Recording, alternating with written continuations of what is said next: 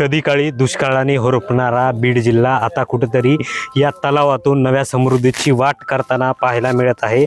मी सध्या या तलावात उभा आहे। या ठिकाणी बघू शकतात की याच तलावातून मोठ्या प्रमाणात मत्स्य व्यवसाय जो आहे तो बहरल्याचं बघायला मिळत आहे। माझ्यासोबत मत्स्य अधिकारी देखील आहेत। सर, काय सांगाल की दिवसापासून आपल्या जिल्ह्यामध्ये किती प्रकल्प आहेत, काय व्यवसाय आहे? नमस्कार, मी भास्कर सानप, सहाय्यक आयुक्त मत्स्य व्यवसाय बीड।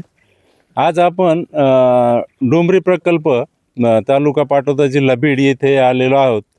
आपले बीड जिल्ह्यात असे एकूण 173 प्रकल्प आहेत आणि त्या 73 प्रकल्पाची 8,500 मत्स्योत्पादन क्षमता आहे। त्यापासून आता साधारण उदाहरणार्थ एक तलाव घेतला हा तो जवळपास याचं 81 टन उत्पादन क्षमता आहे आणि 3 लाख मत्स्य बोटुकलीची क्षमता आहे।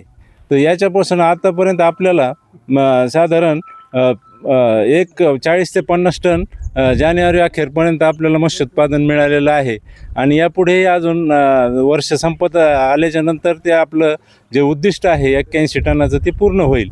या उत्पादनापासून या येथील आपल्या बीड जिल्ह्यातील साधारण 4 वर्षानंतर अतिवृष्टी झाल्यामुळे आता आपले बीड जिल्ह्यातले प्रकल्प बऱ्यापैकी आज जवळपास मार्च महिना आहे आणि मार्च महिना असूनसुद्धा जवळपास 50% प्रकल्प भरलेले आहेत।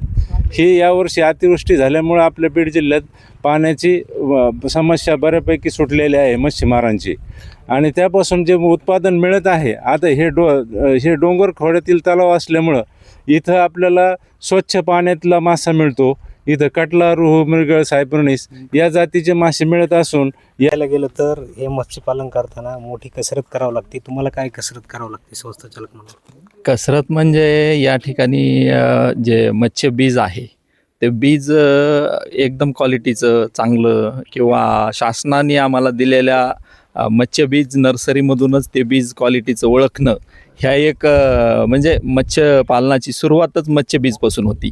कारण मत्स्य बीज जर क्वालिटीचं मिळालं तरच त्याची जर बीज तलावामध्ये सोडलं तर त्याची मर होऊ नये म्हणून आम्ही ते साईज आहे 50 mm मत्स्य बोटुकलीची, त्याला मराठीत मत्स्य बोटुकली साईजचं जर बीज सोडलं तर त्या ठिकाणी तलावात प्रत्येक तलावातच रिझल्ट चांगला येतो जर मत्स्य बीज चांगलं सोडलं तर। नक्कीच आपण बघू शकतात या ठिकाणी देखील आज मच्छीमार देखील उपस्थित आहेत। दादा, हा जो मासा आहे हा कुठे घेऊन जातो तुम्ही? हा जो माल आहे हा माल निघालेला आम्ही बीडमध्ये काही वेळेस घेऊन जातो आणि जास्त प्रमाणात जर असेल तर मुंबई, पुण्यासारख्या ठिकाणी हा माल बाहेर पाठवतो। मुंबई, पुणे, धुळे, जळगाव या ठिकाणी याला चांगल्या प्रमाणात मागणी आहे। अच्छा, किती वेळ लागतो ह्याला ट्रान्सपोर्ट करायला? एक जवळपास आता वेळ जर पुण्यासारख्या ठिकाणी जर पाठवायचं झालं तर 1-5 तासामध्ये घेऊन जातो। गाडी आहे महाराष्ट्र शासनामार्फतच आम्हाला मिळालेली PMMSY योजनेअंतर्गत, त्याच्यामुळे आमचं जे ट्रॅव्हलिंग आहे ते कमी खर्चामध्ये चांगल्या प्रमाणात होऊ शकतं। मुंबईला जर समजा जायचं झालं तर 7 ते 8 तासामध्ये आम्ही घेऊन जाऊ शकतो माल आणि याला तिकडे मुंबई आणि पुण्यासारख्या ठिकाणी चांगल्या प्रमाणात मागणी आहे आपल्या गोड पाण्यातल्या मत्स्यासाठी। नक्कीच एकेकाळी बीड जिल्हा हा दुष्काळाने होरपळून निघाला होता, मात्र आज या बीड जिल्ह्यामध्ये अतिवृष्टी झाल्यामुळे कुठेतरी मत्स्य व्यवसाय जो आहे तो मोठ्या प्रमाणात आपली कात टाकताना बघायला मिळत आहे। NDTV मराठीसाठी मी आकाश सावंत, बीड।